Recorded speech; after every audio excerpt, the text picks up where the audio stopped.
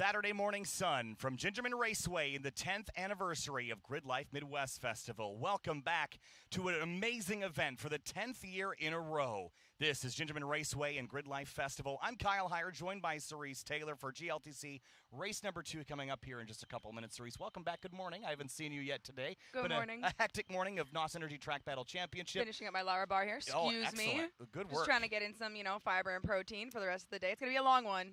Curly Jeremy Swenson won that. Today we grid by our fastest lap times from yesterday, and we're going to go again for race 2. Yeah, no, I am. I'm really excited for today. This is when things are going to get really exciting. Right? I'm so excited. I mean, yesterday was great. We had a great stream. There was really no serious damage during GLTC, which we always love to see. We want to make sure that everybody goes on track and comes off track in one piece. So, let's go see what they have to show for us today. Let's have a look at our Hyundai N track preview of GingerMan Raceway.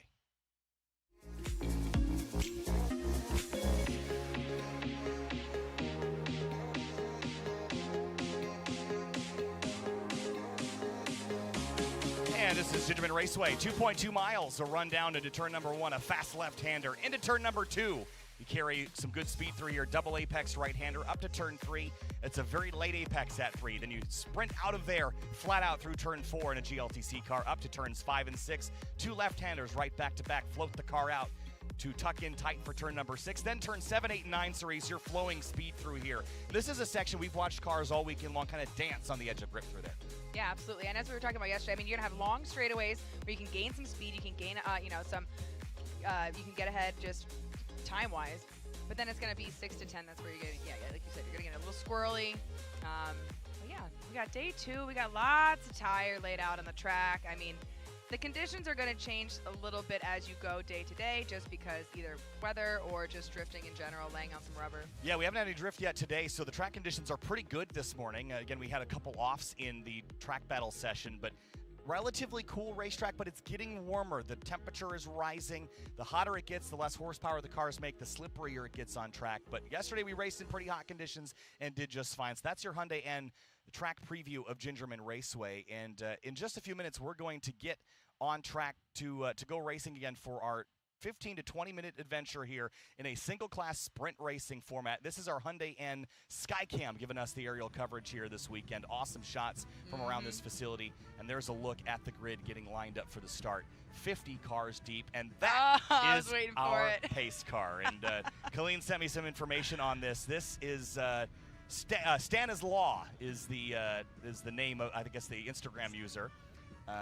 But it's a 1974 Dodge Monaco from the Blues Brothers. It's a 5.3-liter LS powered by a Holley EFI system, and it's got all the bells and whistles. I love it attached so to much. it. Oh my God, this is giving me Lemons vibes. It is very much Lemons vibes. And as far as pace cars go, this is probably one of the most unique.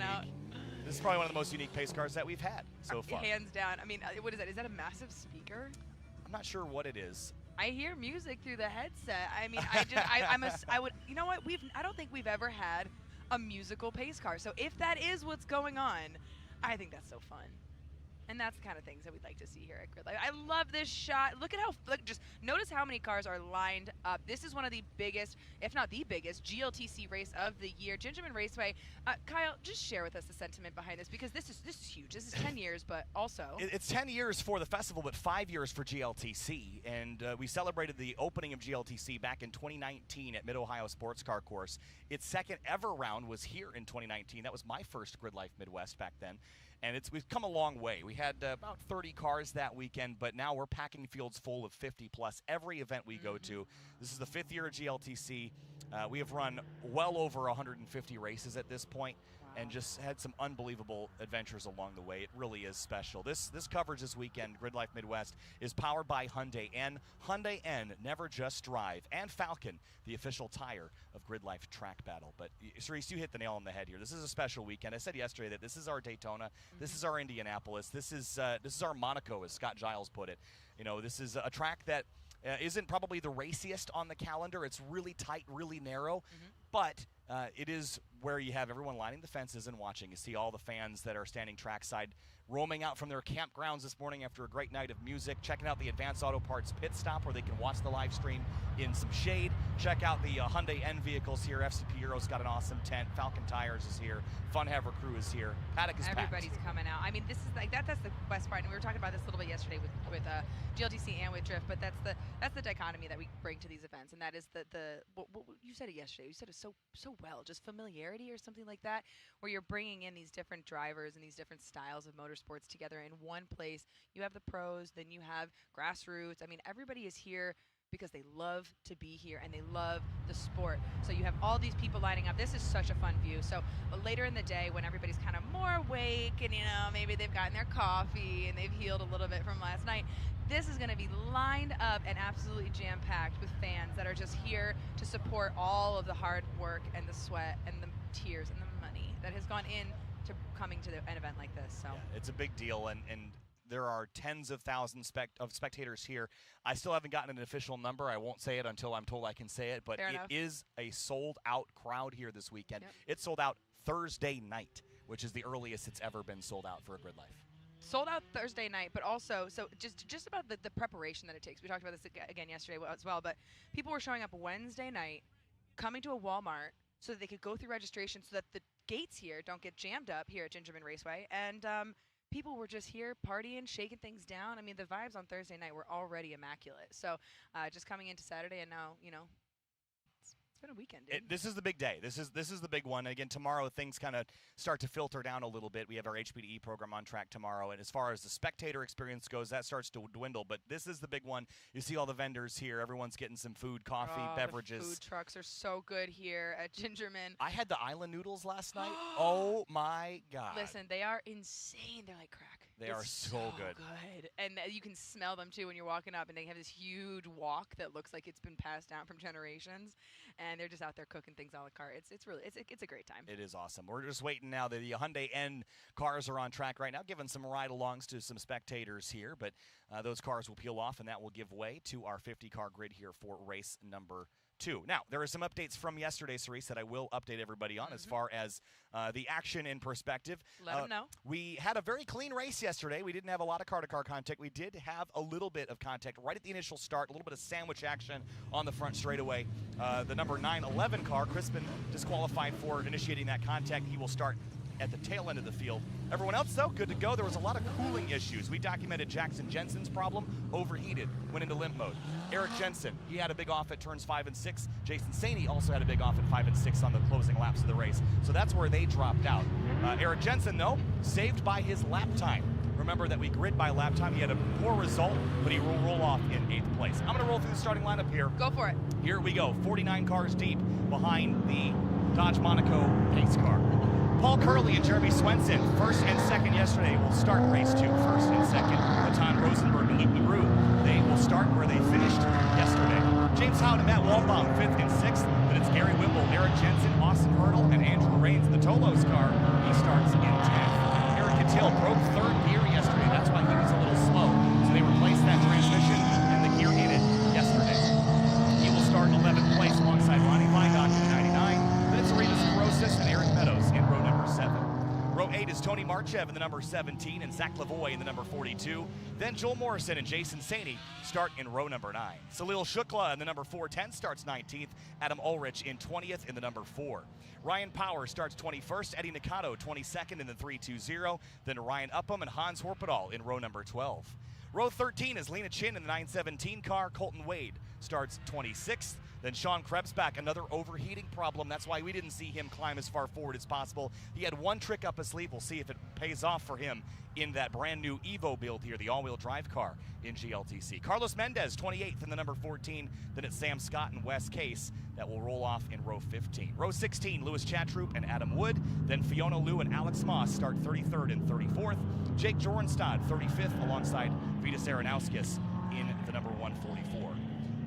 Ben Borowski well done. starts 37th alongside Seth Gale in the 541 and 38th. Chandler Rowe and Robert Vierhout start in row number 20. Row 21 is Thomas Moss and Dye Wynn in the 888. Bob Dice, Richard Sawicki in row number 22. 45th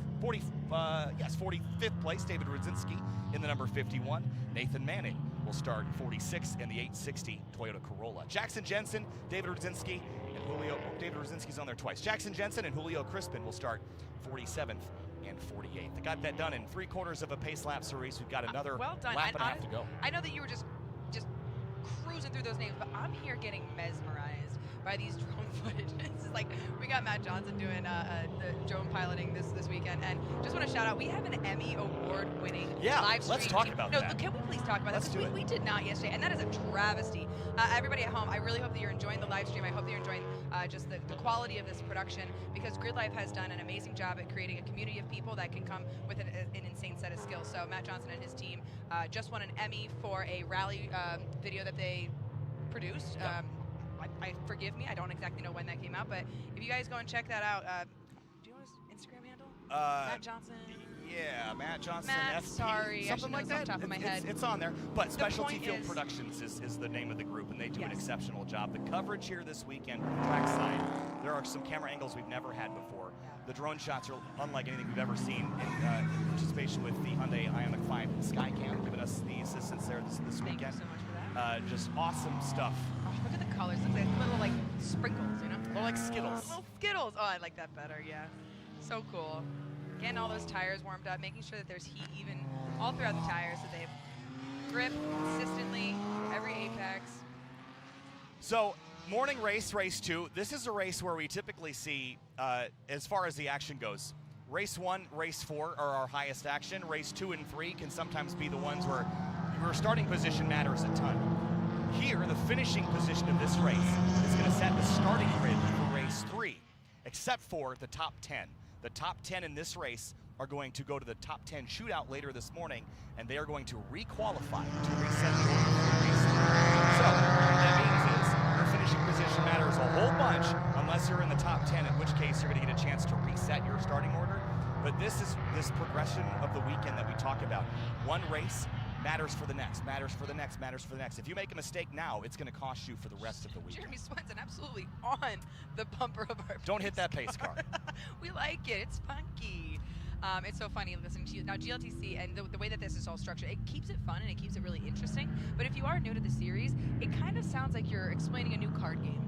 And I don't know what happens to my brain. Yeah, no matter how many times I have seen these events and these races, I have to take it one race at a time to be like, okay, now this is what they're doing. They're inverting the order, the top 10. I mean, which is really fun. Yeah, there's a lot of strategy involved that people don't see in this series because it's so rapid fire. But we have to remember that because of the weekend progression, it's just so much more consequential than if we just did one race. The other thing to keep in mind is when you win a GLTC race or finish in anywhere in the top 5, you get weight added to your car. Yes. So the leaders are carrying a whole bunch of rewards weight in that car. They can carry up to a max percentage, and Paul Curley and Jeremy Swenson are getting close to that maximum weight. So they're going to be laden with some extra weight behind their vehicle. And Matan Rosenberg and Luke McGrew as well. And that's also on top of the balance of power that they take into effect. So like when you guys go to do the tech and you weigh in, everybody needs to be on a relatively equal playing field. So you're going to have the Corvettes that are going to weigh more than an S2000, but we're going to go ahead and balance that out and make sure that you have an equal power to weight ratio.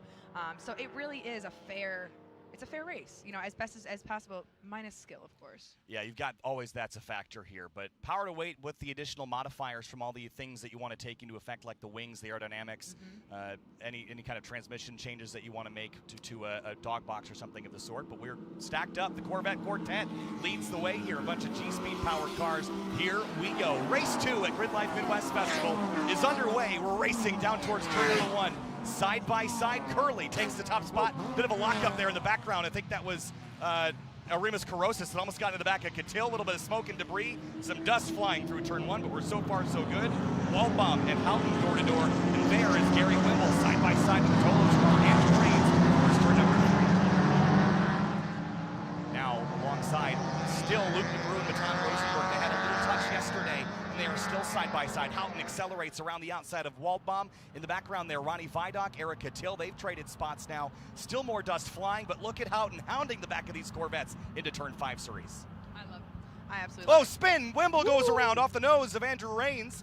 He spins that turn number 5 to the inside, does a great job getting off track, but he will lose positions now and drop to the tail of the field, and that's exactly what we don't want to see, Cerise. Contact or the fact that Wimble is going to have to make all this up through the rest of the weekend as Houghton slots between the 7 and the 484. If you're going to spin out, I guess that wasn't a terrible place to spin out. Not a bad spot. Let's try to avoid it. Gentlemen, ladies. Yeah, to the inside there, rolled off track backwards and into a good spot to continue. But now James Houghton up past Matan Rosenberg. He's the first driver in the top 4 not driving a Corvette this weekend. Look at the front two, though, establishing that lead that they've had all weekend long. Curly leads It's Swenson. Just them out there. It's just them. It's just them out there. I was talking to Jeremy yesterday, and I was like, listen, man, you gave him a real good run for his money. And he's like, you know what? I don't think so. I know we had a little bit of issues with comms at the end of the race there. But, you know, that's the thing. They are always competing against their competition, but really in their heads, it's them against them. It's them against the best lap that they've ever done, or, you know, the last race, whatever have you. We call that racing the racetrack in a lot of ways, right? There's competitors on track with you, but often, especially when you get single filed out like this, the other competitors around you don't really matter if you're not extracting the most out of yourself. And James Houghton right now trying to extract everything he can. He's working over the rear bumper of Luke McGrew here for 3rd place. James is not as laden with weight as the drivers ahead of him, so he'll be in a pretty good spot. Austin Hurdle, he has the Corvette behind him, I believe. That is Eric Meadows. That's a relatively new build. And look at the rest of this field. Cerise Lena Chin back there as well. One of the women in our field. She's doing a great job here up inside the top 20, giving it all she's got. And it's interesting to see some of these drivers. You know, some of them really like to keep it nice and tight, and some of them are using as much track as they possibly can. You know, they're using those little, like, hips, as I like to call them, where the track kind of extends out just a little bit to give you a bit more of a, like, almost like a sidewalk to hit. Really make sure that you get your line right. Yep, down into turn number 7 now. Catil thought he went backwards on the initial start. He's back into 9th place and now pressuring Andrew Rains, who's right behind Eric Jensen, who had that off at 5 and 6. His son Jackson had the overheating issue. But look at Catil now hounding Rains through turn number 9 in the braking zone here. ABS versus non-ABS, but very different weights between these cars. Look at Catil close. Now, why doesn't he have ABS? So he was struggling to get that system to work the way that he wanted it to. This car is so light. He had ABS on his EG hatch at one point, but he prefers to just have a non-boosted brake pedal. He really likes the feel of that, of the way it is. So he's left it instead of trying to work out the kinks for it. And it doesn't hurt him that much. It's just in the rain when that becomes a real challenge. But across the stripe, it's still Curly and Swenson. Then it's Luke McGrew, James Houghton, Matan Rosenberg, Matt Walbaum, Eric Jensen. Then it's Rains and Catil. That's the battle that's happening right now. But Swenson is keeping Curly honest this race. I'm going to be very curious to see if these overheating issues persist. Now, do you think that that's just the weather, just the heat? It's hot. It's hot this week. Guys, it is really hot here. Shout out to all of the media people that are out there capturing content for you guys at home, whether you're on Instagram or what have you. But you're roasting, man. It is really, really hot. I love this perspective when you get right behind them and you see all the wings. You got all these different cars, but all of them have this severe aero kits just to really get that downforce in the rear. Yeah, you have a couple different choices of wing option. You can go completely wingless. You can have a small wing or a larger wing. Catil's on the small wing side. And the car that he just passed, Andrew Rains, is on the larger wing side, so slots between him and Eric Jensen. Luke McGrew is still trying to keep Houghton behind him, and Rosenberg does not have the pace that he had yesterday. Looks like Walbaum is keeping the pressure on, but this is the battle we're watching. Yeah, Jensen, I was just about to say, Rains. He's not letting anybody pass him right now. I think he's doing a lot of defensive driving. He's making sure that Catil stays behind him so that whatever happens, he can pull away if he needs to. But, let's see. Catil is a very also strategic driver. So yeah, Jensen was really defensive yesterday, and I'm not sure what prompted the off, but it was at 5 and 6. But here comes Catil. Has a look into 10B, but doesn't bite. Jensen a little wide, though. He's way wide at the exit of the corner. Will that allow Catil to tuck underneath? It's a drag race now. This FRS has a V8 under the hood, too, Cerise, so he's got power.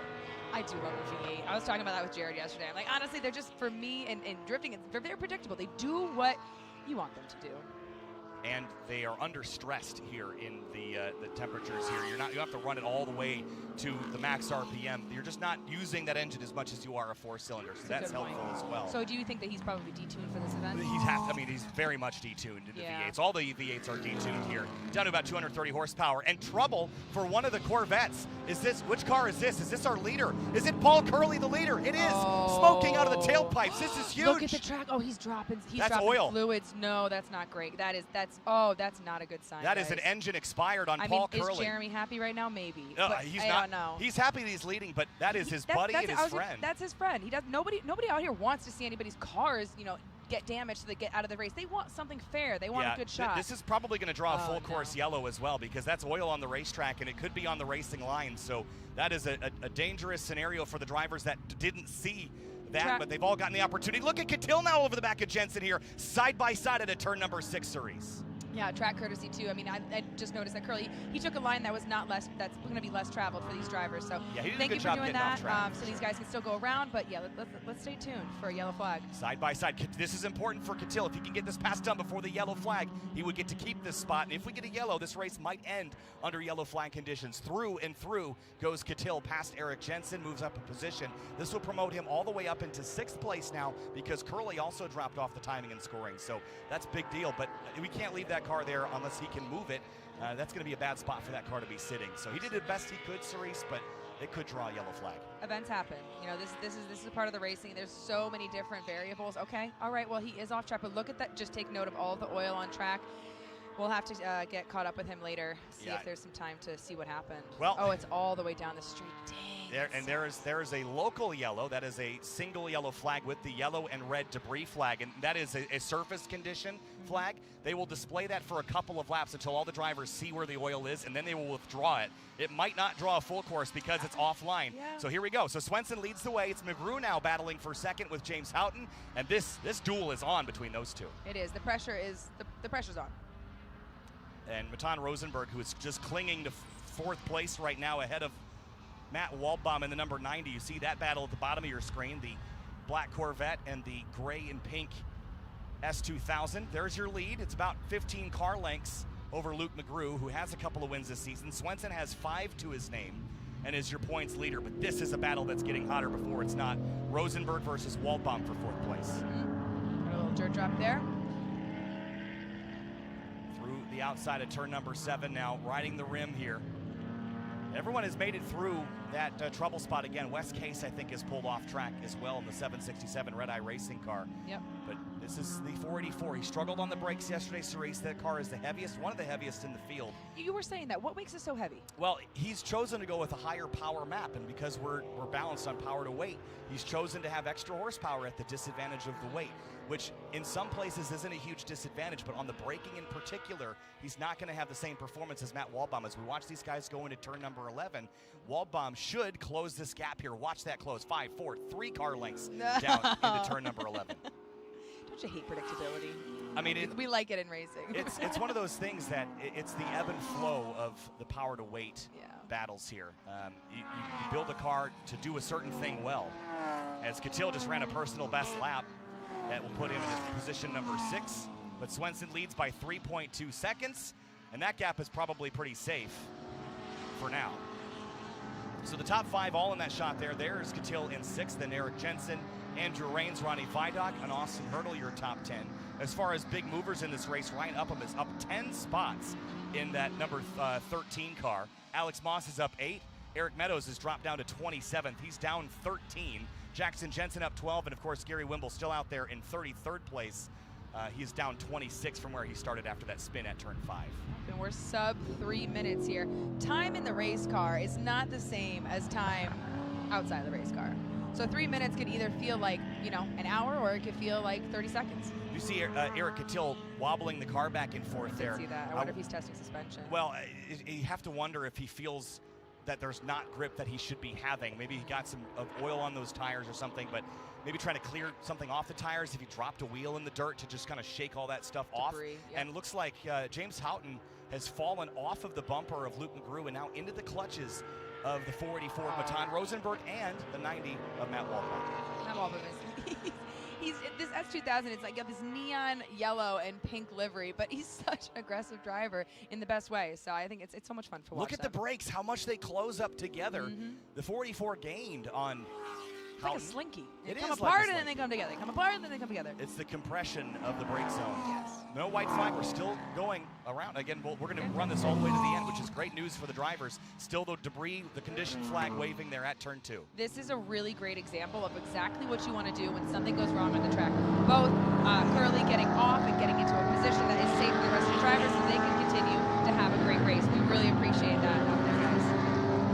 And again, you're right. Paul Curly, he initially stopped and decided if it was safe to continue, and then moved his car off course, so we're free and safe to finish out this race at the very least. Have you seen him out here yet? He pulled into turn 3, I think, so he's out off the track at least. Right.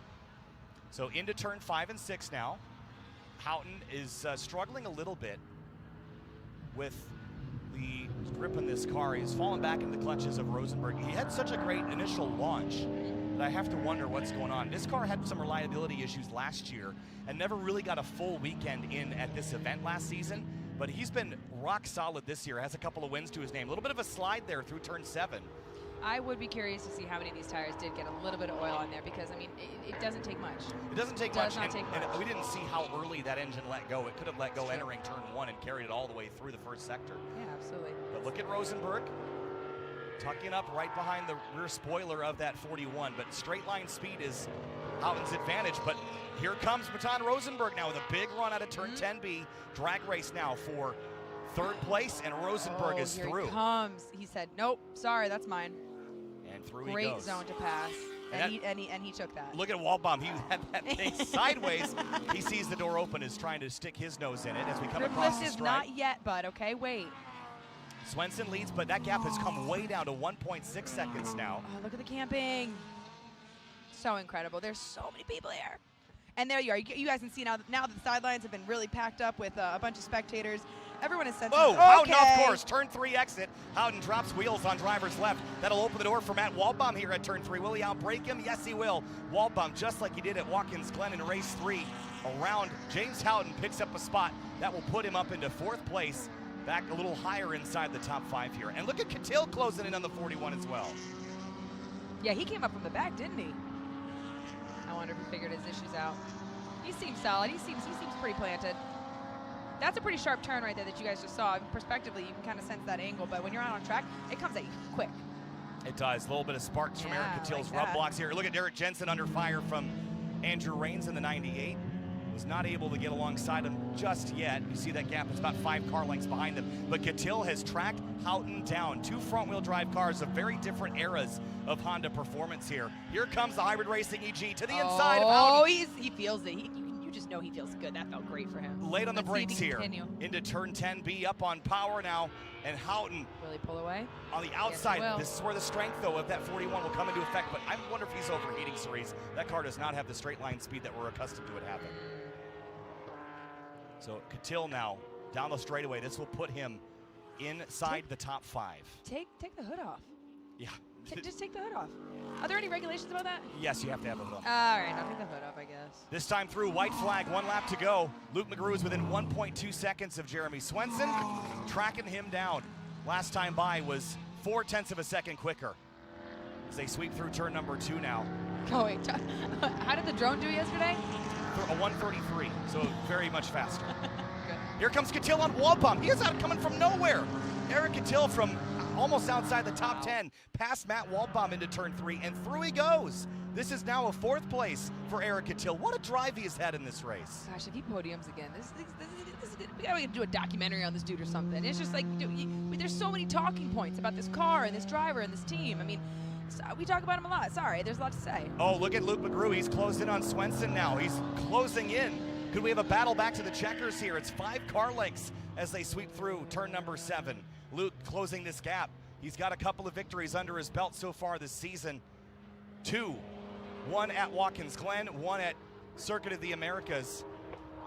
And some lap traffic ahead. I don't think it'll play a factor, but Jeremy Swenson has gotten run down. 2 corners left, 10B and 11. And it might not be enough. Jeremy Swenson hasn't won a race since race 2 at Carolina Motorsports Park. It's not much of a drought, but when he hasn't won in an event and a half, this is somewhat notable here, as now Houghton is going to try to work back by Waldbaum there at the back of the shot, but Jeremy Swenson out of turn number 11, checkered flag waving, 6th win in 13 starts for Jeremy Swenson across the stripe. He wins race 2 at GingerMan Raceway. Luke McGrew, 2nd place. He was tracking him down there at the end. He is one to watch for race 3 and 4 later. Matan Rosenberg, Eric Cattell, 4th place, a strong run there. Then it's James Houghton in the number 41. And Matt Waldbaum in 6th. Look at that battle to the stripe. Jensen beats Raines by 0.04 of a second at the stripe. And this is going to be a blast to talk to them in just a couple of minutes' time.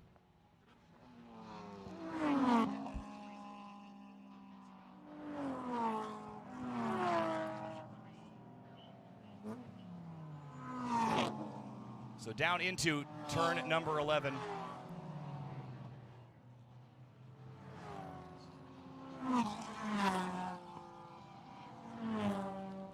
So Swenson wins race 2 here at GridLife Midwest. McGrew, Rosenberg, Catil, Houghton.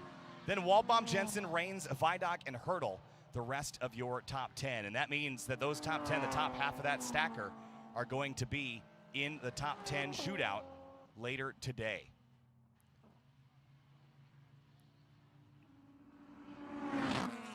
So working their way now on the cool-down lap, heading back to pit lane. Zach Lavoie, how about an 11th place for the driver of the number 42, up 6 positions. That's an exceptional race for him. Arimas Karosis in 12th, Joel Morrison. And let's have a look at our race results here for race 2 at GingerMan Raceway. Swenson, his 6th win on the season. Then McGrew, Rosenberg, Catil, Houghton, Waldbaum, Jensen, Rains, Vidoc, and Hurdle. Again, those top 10 moving on to the shootout a little bit later today.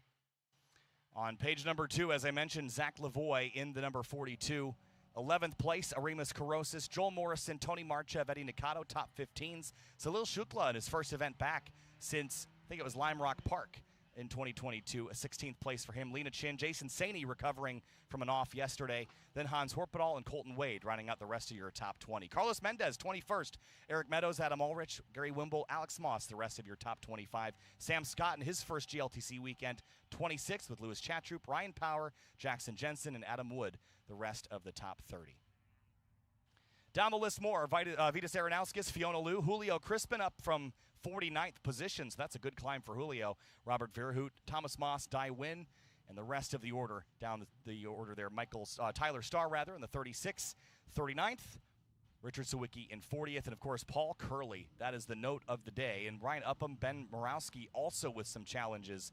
But Paul Curley, his weekend, started well with a win yesterday, but it will be scraping up from the bottom for the rest of the weekend. He will not make the top 10 shootout. He will have to start at the tail of the field for race number 3.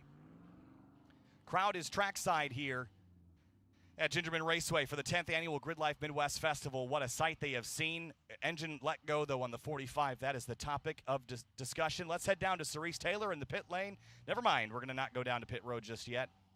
We'll wait on that just a little bit longer, but track is going to get cleared up, and in just a little while, we're going to head over to Drift for our next session, which I think we'll have Cerise join Jared Deanda again once more. We'll have Chris Stewart in here for Drift later today, but after Drift, we're going to head to lunch and then top 10 shootout later. But let's head down to Cerise, who's in pit lane with our winner. All right, everybody, I am now on the track, not in the booth with Kyle, with Jeremy Swenson. Jeremy, you, first of all, last year, you had an amazing show. You were going against Tom O'Gorman, and I haven't seen you really play since South Carolina, but you're out here and you did it, so I'm really proud of you. How are you feeling? I feel bad for Curly. I mean, I think that was his race pretty clearly, and he was checking out on me. And man, just goes to show you, it just takes a little misstep in the shop even, and that's the type of thing that can happen, or just bad luck in his case. So, dude, yeah, I feel bad for him, but obviously we're happy to get the win. Luke was coming up hard too. I was trying to save tires for a little while, and then I was like, holy cow, I guess I better go. And I don't know if I got anything for him in the next race, so we'll find out. There are a little bit of, some somber vibes just because of this win. Like you said, they're friends, and in the pits, they have camaraderie, and you guys are boys. So we are sorry to hear about, Curly's accident. We really hope that he can get his car back out there. But for now... did you guys know that Cerise can sing really well? If you follow me on Instagram. Follow her on Instagram. She can sing like crazy. In fact, you need to do some more of that. All right. Well, listen. I'll sing you happy birthday when it's your birthday. How about that? All right, sounds good. All right, guys, I'm going to send it back to you. Congratulations. Let's go check in with the second winner, okay? Thanks, Cerise. And Jeremy Swenson, again, every time he wins and he doesn't have his buddies alongside him, I know he feels it. And the first thing he said is, I feel bad for Paul Curley. But the 6th win of the season for Swenson, it's definitely going to put Paul in a hole for the rest of the weekend. But Jeremy is in a great spot for the rest of the weekend, and he could be back on top after being in contention. Cerise is back on pit lane now with Luke McGrew. Going to Cerise. We're live. 3, 2, 1. All right, now I am here with McGrew. McGrew, you really put on a good show for us out there today. These cars are a lot of fun to watch back to back. How are you feeling after taking second? I know Curly had a little bit of a mishap on track, but it did allow you to come up and take second place. Unfortunately, everybody, I don't know what happened. I guess we'll find out here shortly. And then after that, it was a little bit slick in 1 and 2. I don't know if Jeremy might have been saving some tires, but I kind of caught him towards the end, but he might have just been, bouncing off of the car a little bit. With Curly's accident, though, did it affect your driving at all? Did you hit any of the fluids? Yeah, when it first happened, 1 and 2 just got like really, really slick. And then the next lap, you're a little bit more cautious. And then after a while, it was fine. Were you able to just shake it off and get back out there, yeah? Oh, yeah, yeah. Just chasing the rabbit. I love the smiles, guys. Well, congratulations. Go get to tech, and we'll see you later. Thanks, guys. Thanks, Reese, and she'll be joining Jared DeAnda here again in a couple of minutes for Drift. That's up next. Chris Stewart's going to join Jared a little bit later today as well, so we'll have a co-founder of GridLife in for Drift coverage at 3:40. That's going to conclude GLTC race number 2 coverage here from a very packed house here at GingerMan Raceway for the 10th annual GridLife Midwest Fest. We'll see you on the other side. Drift up next here from GridLife Midwest. Born on the track, bred on the mountains, raised on the podium, ready for anything and everything. Falcon Tires. Race tested, road ready. Learn more about our entire line at falcontire.com. Owning a car can be expensive. It can also be confusing. What? And when things don't go right, there's no doubt it could be frustrating. But it can also be a lot of fun. And for those reasons, FC Hero exists. Check this out.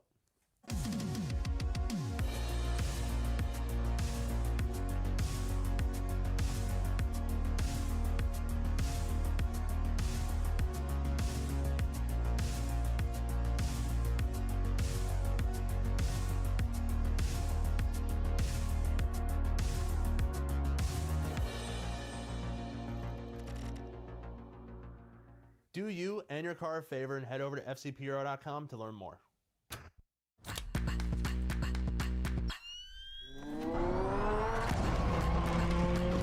Did you energize yet today?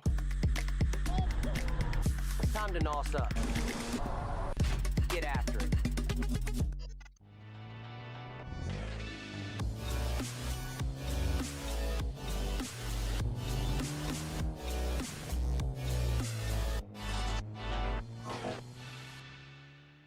It's built on Valvoline's long legacy in racing, so I can continue to build my own. With 2 times more zinc than the industry standard, VR1's high-performance formula is tested on the track and trusted on the road to ensure your engine is protected from metal-to-metal contact. And I use it so much, I haven't got my car on the bottle. That's why whether I'm racing or cruising, I protect everything I drive with Valvoline. Valvoline, trusted for over 150 years. Born on the track,